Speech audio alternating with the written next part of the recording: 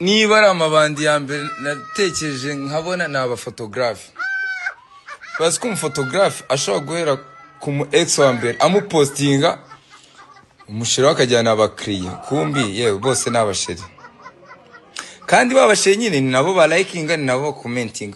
ufite amafoto meza ikikobwa foto ni cyiza uwo ni sheri we n'ukurikiye ni sheri we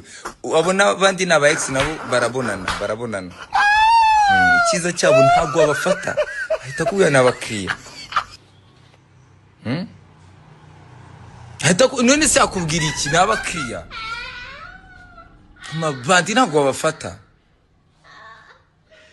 nkibaza photographer nkibaza nibyo ndabeshye nago mbeshye